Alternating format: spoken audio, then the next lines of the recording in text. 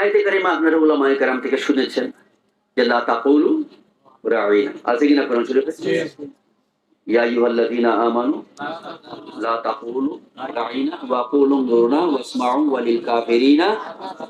হ্যাঁ, এই যে উলামায়ে কেরাম, আমার নবীর শানে এমন শব্দ ব্যবহার করা যাবে না যে শব্দের দুইটা অর্থ থাকে, একটা ভালো আর একটা মন্দ। যদিও সাহাবায়ে কেরাম এটা ভালো অর্থে ব্যবহার করেছেন, কিন্তু কিছু দুশমন এটা মন্দ অর্থে ব্যবহার করে। এমন শব্দ আমার নবীর শানে ব্যবহার করা যাবে না। কাজী আল্লাহ তাবারাক ওয়া তাআলা কোরআন শরীফের শব্দ চেঞ্জ করে দিলেন, বলছে উনজুর না। হে সাহাবীরা, তোমরা আমার নবীর সামনে রাইনা না বলে আমার নবীর সামনে রাইনা বলো না, কি বলো? রাইনা শব্দ আল্লাহ পাক নিষেধ করে দিলেন, হারাম, নবীদের সামনে বলা যাবে। তো আজকে কি কাউ বললেন? Cow boy. তো হুজুর পাককে রাকাল বললে, যেখানে আল্লাহ পাক কোরআন শরীফে নিষেধ করলেন। তো আজকে যারা এই হুজুর পাককে কাউ বয় বলবে, সিক্স প্যাক বলবে, মূর্খ বলবে, আর কত নাদান রায়ের আগে বলে রাখাচ্ছে, এটা হলো ফতোয়া আলমগীরি। ফতোয়ায়ে আলমগীরি, ইয়াকুম ওয়া ইয়াকু, হুজুর পাকের ফরমান, তাদেরকে দূরে রাখো, তাদের থেকে দূরে থাকো। আমার এই কথা শুনে আপনারা তাদের মহফিলে গেলেন না, কিন্তু মোবাইলের মধ্যে তো আছে তাদের মহফিল। তো মহফিলে শুনতে শুনতে দেখবেন যে কখনো নবীজিকে বলা হয়েছে সিক্স প্যাক, কখনো বলা হয়েছে মূর্খ নবী, কখনো বলা হয়েছে কাউবয়। এরকম তো শুধু একজনের না, রশিদ আহমদ গাঙ্গুহির আছে, ইসমাইল খারিজির আছে, কাসেম নানতবির আছে, ইসমাইল দেহলভির আছে। এটা তো তাদের ধারাবাহিকতা বহু আগে ছিল। আজ ইসমাইল খারিজি রশিদ আহমদ গাঙ্গুহি সে কোথেকে পাইছে? ওই আব্দুল ওহাব নজদি থেকে। কোথেকে পাইছে? আব্দুল ওহাব নজদি। আব্দুল ওহাব নজদি কোথেকে পাইছে? ওই খোয়াই সারা দেখে, যাকে আবু বকর রাদিয়াল্লাহু আনহু মুনাফিক বলছেন, খালিদ বিন ওয়ালিদ মুনাফিক বলছেন, ওমর রাদিয়াল্লাহু তাআলা আনহু মুনাফিক বলছেন। কাকে মুনাফিক বলছেন? জুলকুয়াইসারা। জুলকুয়াইসারাকে ওই যে নবীজি গনিমতের মাল বন্টন করতেছিলেন এই ফানি দুপুরে, তখন বলছিল আপনি ইনসাফ করে বন্টন করেন। খুব নামাজি ছিল, কপালে দাগ ছিল, দাড়ি ঘন ছিল, বুখারী শরীফের হাদিস। নবীজির বলছে ইনসাফ করে বন্টন করতে। তো এই ব্যক্তিটাকে মুনাফিক বলছে কয়জন? তিনজন। কে কে বলছে বলেন? আবু বকর রাদিয়াল্লাহু তাআলা আনহু, ওমর রাদিয়াল্লাহু তাআলা আনহু, খালিদ বিন ওয়ালিদ রাদিয়াল্লাহু আনহু। মুনাফিক বলে বলছে যে ইয়া রাসূলুল্লাহ, অনুমতি দেন, তার মাথাটা গর্দান শরীর থেকে কি করে দিব? আলাদা করে দিব। নবীজি বলছে যে না, ছেড়ে দাও। এর থেকে কিয়ামত পর্যন্ত এমন সম্প্রদায় সৃষ্টি হবে যাদের মধ্যে ইবাদত থাকবে, কিন্তু আমি নবীর মহব্বত থাকবে না। এই বংশধর কোত্থেকে আসছেন? তো এই জন্য আব্দুল ওহাব নজদি, আব্দুল ওহাব নজদি তার নামের শেষে আছে তামিমি। বংশের তালিকা নিচে লেখা আছে কি? তামিমি। তার কিতাবুত তাওহীদ পড়ে দেখবেন, তার জীবনী গ্রন্থ লিখবেন। এই ইন্ডিয়ার ওয়াহাবি মৌলবীরা, ইন্ডিয়ার এদের যন্ত্রণা আমি বুক করেছি। এক সময় ইন্ডিয়া আমি ঘন ঘন প্রোগ্রাম করতে পারবে জানি। ওরা ইন্ডিয়ার ওয়াহাবি দেওবন্দি মৌলবীরা তার জীবনী লিখতে গিয়ে ওখানে লিখছে মোহাম্মদ বিন আব্দুল ওয়াহাব তামিমি। এই তামিমিকে ওই যে খোয়াইসার, জুল খোয়াইসার। তো দেখেন, বলছিলাম যে নবীজি বলছেন ইয়াকুম ওয়া ইয়াকুম, দূরে রাখো, দূরে থাকো। না হয় মোবাইল থেকে দূরে থাকলেন, এখন যে মোবাইল, আপনি আমাদের ছেলেদেরকে সতর্ক করা দরকার। দেখুন,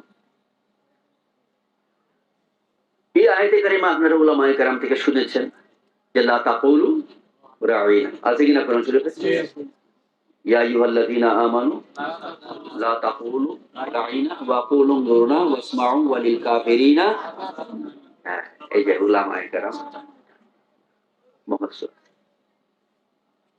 রাঈনা শব্দের অর্থ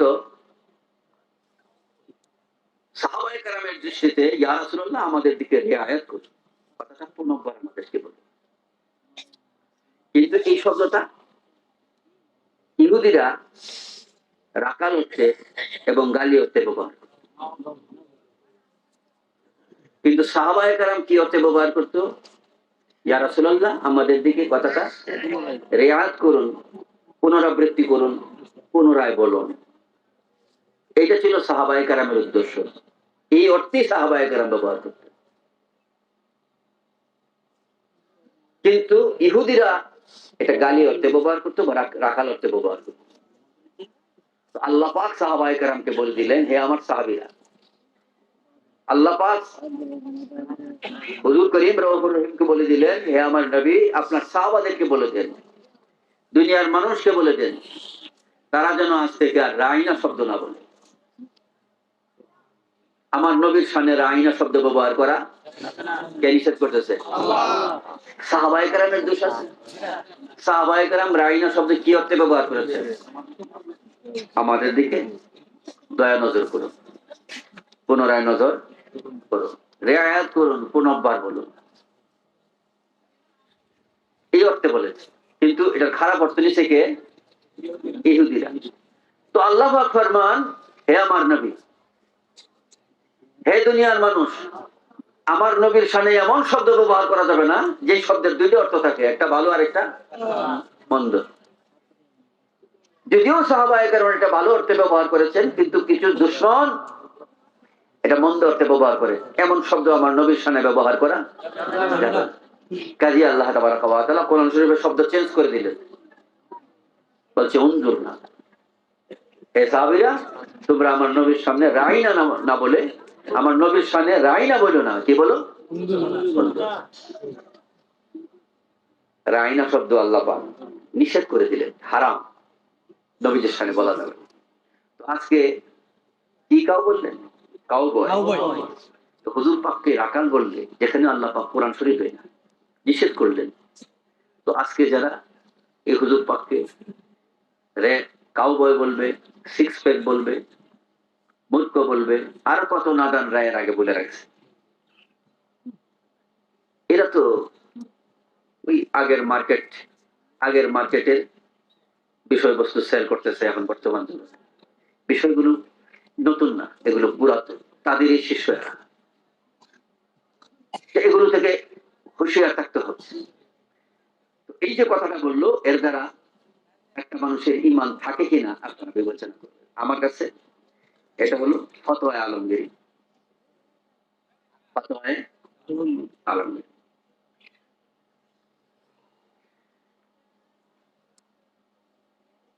আমি আজকে আর ফতোয়া দিব না, এই মর্মে ফতোয়ার কিতাব থেকে কদিন আগে অনেকগুলো ফতোয়া আমি দিয়েছি। যে জায়গাটার মধ্যে এটা নিয়ে খুব বেশি খেলা ধাক্কা ছিল, ওই জায়গার মধ্যে বেশ কিছু ফতোয়া আমি একসঙ্গে বলেছি। আমি তখনও নাম মেনশন করি নাই, কারণ এগুলো মানুষ বোঝে। নাম মেনশন করি নাই এই রোগ যদি পরবর্তীতে কারোর মধ্যে থাকে, যেন এই দলিলগুলো শুনে তারা সতর্ক হতে পারে, এই জন্য আমি এগুলো বলেছি। তবে তাদের জন্য আমি দোয়া করি না, কারণ দোয়া করা নিষেধ। বাতিলদের জন্য দোয়া করা কি? ওয়াহাবীদের জন্য দোয়া করা যায় না। দোয়া করলে দোয়া কবুল হবে না। আলা হযরত আজিমুল বরকত মুজাদ্দিদ দ্বীনুল্লাহ ইমাম ইশক ও মুহাব্বত আহমদ রাজা ফাজিল বেরলভী রাদিয়াল্লাহু তাআলা আনহু, তিনি বলেন, উনহো কে লিয়ে দোয়া করনা ইয়া ফদল, তাদের জন্য দোয়া করাটা অযথা। এরা কখনো সুম্মা লা ইয়াউদুন, এরা ফিরে আসবে না। যারা দেখবেন কিছু ওয়াহাবী ছিল ওখান থেকে ফিরে আসছে, এরা আসলে ওয়াহাবী ছিল না। ওর মধ্যে সুন্নিয়তের নূর ছিল, সুন্নিয়তের বাতাস যখন তার মধ্যে পড়েছে তখনই ফিরে আসে। আর যে মূলত ওয়াহাবী, সে কোনোদিনই সুন্নি হবে না, কোনো অবস্থাতেই সুন্নি হবে না। এই জন্য তাদেরকে দোয়া করলে ফায়দা হবে না, এটা আল্লাহ হযরত বলছে। আমি ফতোয়া দিচ্ছি না, আমি আপনাদের উপর একটা হিসাব দিচ্ছি, হিসাব আপনারা মিলাইবেন। হিসাবটা হলো,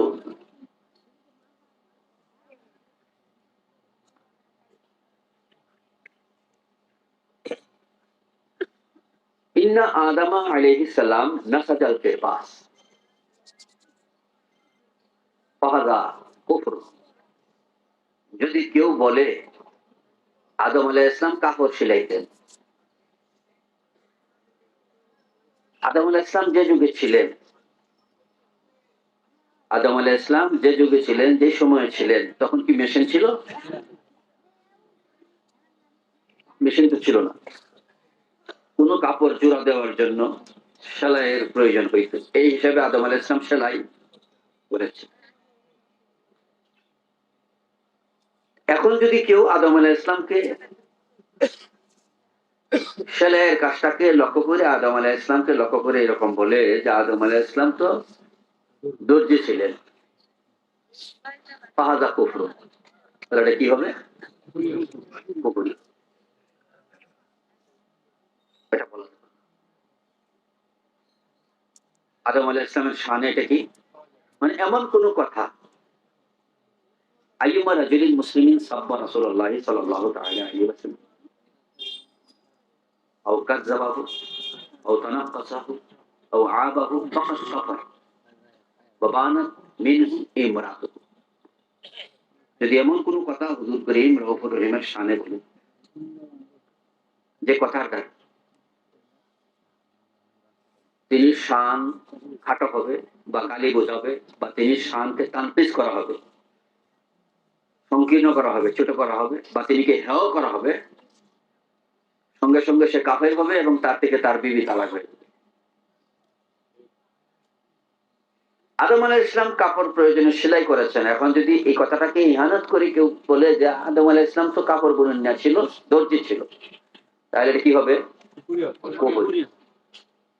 হুজুর সাল্লাল্লাহু তাআলা আলাইহি ওয়াসাল্লাম উম্মতকে শিক্ষা দেওয়ার জন্য প্রত্যেক বিষয়ে তিনি শিক্ষা দিয়েছেন।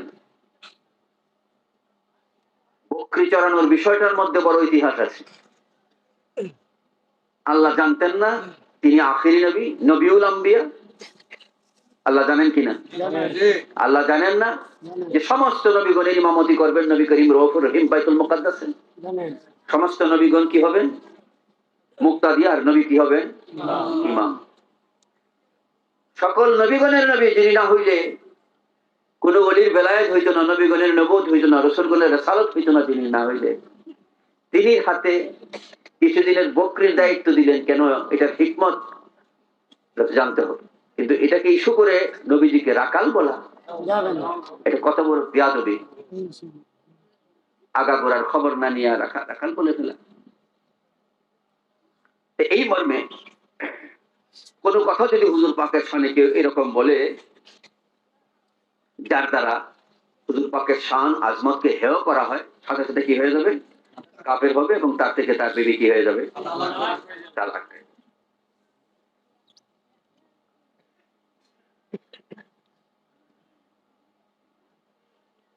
وقيل لشخص في يوم العاشوراء في يوم عاشوراء تكفل لأن التكفل في هذا اليوم سنة।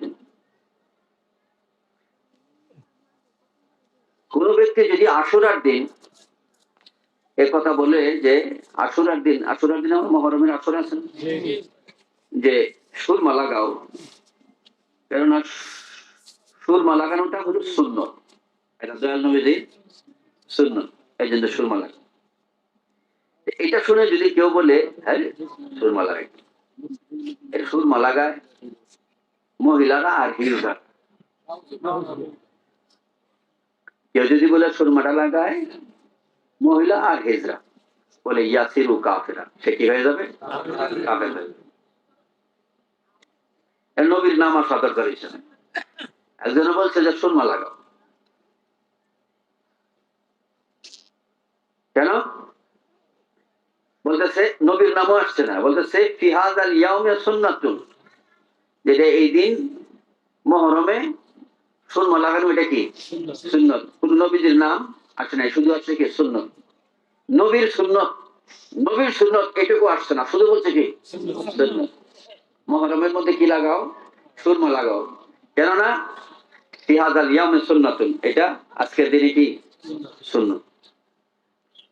সুন্নত বলছে, আরেকজন বলছে রে এটা তো মহিলারা লাগায় আর হিজড়ারা লাগায়, এটাকে বলছে। বলছে ইয়াসিরু কাফেরান, সে কি হয়ে গেছে? কাফের। তো কার সুন্নতকে ইহানত করলো? নবীজির সুন্নত। বলছে এটা কি? এই কে লাগায়? মহিলা। তো মহিলার লাগা একটা সুন্নতকে এরকম কথা বলছে, নবীর নামও নেয় নাই, কিন্তু ফতোয়া কি আসছে কাফের। আর এখানে সরাসরি হুজুর পাককে রাকাল বলা হলো। শুধু রাকাল না, এরকম কোন কথা এমন যদি হয়, এটা এক ব্যক্তি না, এরকম শত শত ব্যক্তি দেখবেন। আপনারা অনলাইন গুলোতে দেখবেন, ওয়াজ মাহফিল গুলোতে দেখবেন, তাদের বই পুস্তকের মধ্যে দেখবেন, বারাহানে কাতিয়া দেখুন, সিরাতুল মুস্তাকিম দেখুন, তাকবিয়াতুল ঈমান দেখুন, ইমদাদুস সুলুক দেখুন, হ্যাঁ, এরপরে কি বারাহানে কাতিয়া, ইমদাদুস সুলুক, হ্যাঁ, তাকবিয়াতুল ঈমান, হিফজুল ঈমান, এই সমস্ত পুস্তকের মধ্যে দেখেন অসংখ্য হুজুর পাকের শানের মধ্যে উপর বিয়াদুল মুস্তাকি আছে। এইগুলো কি নতুন নতুন আমরা ডেলিভারি দিচ্ছে বিভিন্ন রঙে বিভিন্ন সুরত। এদের অবস্থা কি? আজকে একদল ওয়াহাবী বলে লা ইলাহা ইল্লাল্লাহর সাথে মুহাম্মদুর রাসূলুল্লাহ বলা যাবে। এরা কারা? আরে বাজি, এরা কারা? লা ইলাহা ইল্লাল্লাহ থেকে যদি মুহাম্মদুর রাসূলুল্লাহ বাদ দিয়া যেই তাওহীদপন্থী, লা ইলাহা ইল্লাল্লাহ থেকে মুহাম্মদুর রাসূলুল্লাহকে বাদ দিয়া যে তাওহীদি জনতা, এই তাওহীদবাদী তো আরবের কাফেররাও ছিল। তাওহীদ মানে কি? লা ইলাহা ইল্লাল্লাহ, আল্লাহ। তো এইরকম তাওহীদবাদী তো আরবের কাফেররাও ছিল, আল্লাহকে মানত, তারও আল্লাহকে মানত, হিন্দুরাও এখন আল্লাহকে মানে না। তো নবীজিকে বাদ দিয়া যে তাওহীদবাদী, এই তাওহীদবাদী আরবের কাফেররাও ছিল, এখনো আছে। আল্লাহ পাক সেই তাওহীদ থেকে আমাদেরকে হেফাজত করুন, পড়ি আমিন। যেই তাওহীদের মধ্যে রিসালাত আছে, আমরা সেই তাওহীদের মধ্যে আছি, পড়েন সুবহানাল্লাহ। তো আসুন, সার কথা হলো যার মধ্যে মহব্বত, সাথে সাথে সাধ্যমতো ইবাদত, এই দুই জিনিস যার মধ্যে থাকবে, আল্লাহ ফরমান সে আমার বন্ধু হয়ে যাবে, ওলি হয়ে যাবে। বেলায়াত নিয়ে আমরা এমন ভাবে চলবো যেন কবর পর্যন্ত নিরাপদে কবরে যাইতে পারি, হাঁটতে চলতে ফিরতে সবসময় জিকির করব, আর বাতিলদের থেকে সকল প্রকার সম্পর্ক থেকে দূরে থাকবো। তাহলে সহি ঈমান নিয়ে, বেলায়াত নিয়ে কবর পর্যন্ত বসতে পারবো। মা বুঝছেন আমাদের সকলকে কবর মন্ত্র আসন যিনি আসলে ঈমান রোহে পড়তা মগজে দিন